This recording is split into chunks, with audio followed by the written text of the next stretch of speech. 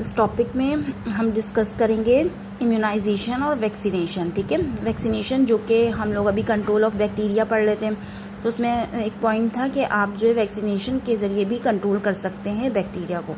Pathogenic organism, ठीक है, pathogenic organisms किसको कहते हैं? पैथोजेनिक ऑर्गेनिज़म्स उन ऑर्गेनिज़म्स को कहते हैं जो डिसीज़ काउज करते हैं, जैसे कि बैक्टीरिया। सही है। अब बैक्टीरिया जो है पैथोजेनिक ऑर्गेनिज़म्स है वो इन्फेक्शन काउज करते हैं।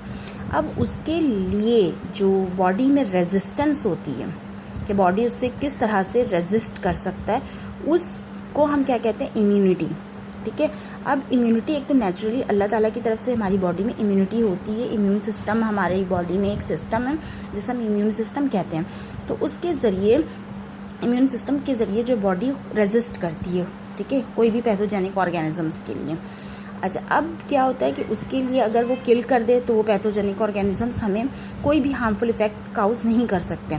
लेकिन अगर वो हमारी बॉडी जो है वो फेल हो जाए उस मतलब उसको रेजिस्ट करने में, तो हम क्या करते हैं कि एक्टिव इम्यूनाइजेशन करते हैं। हम जो है उसमें उसकी बॉडी में वैक्सीनेशंस के ज़रिए हम उनकी अपनी बॉडी में इम्यूनिटी डेवलप करते हैं। ठीक है, ताकि हमारी बॉडी में हमारा जो इम्यूनिटी है या हमारा इम्यून सिस्टम है वो उस पैथोजेनिक ऑर्गेनिजम्स के लिए रेजिस्ट कर सकें।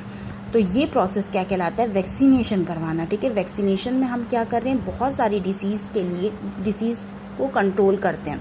ठीक है, तो वैक्सीन जो है वो बनाए जाते हैं उस पर्टिकुलर जो है डिसीज़ के लिए, और फिर उसको जो है वो बॉडी में इंजेक्ट कर दिया जाता है।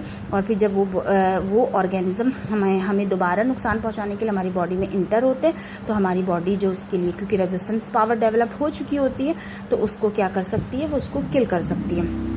अब आप लोग को ये पता ही होगा कि जो वैक्सीन्स हैं वो हम ओरली भी लेते हैं। जैसे पोलियो के लिए जो आपकी वैक्सीनेशन करवाई जाती है तो वो ओरली आपको ड्रॉप की सूरत में जो है वो दिया जाता है। ठीक है, लेकिन कुछ वैक्सीन्स ऐसे होते हैं जो सिरिंज के ज़रिए लगाया जाता है, जिसकी एग्जांपल आपको टेटनस वैक्सीन बताई गई है।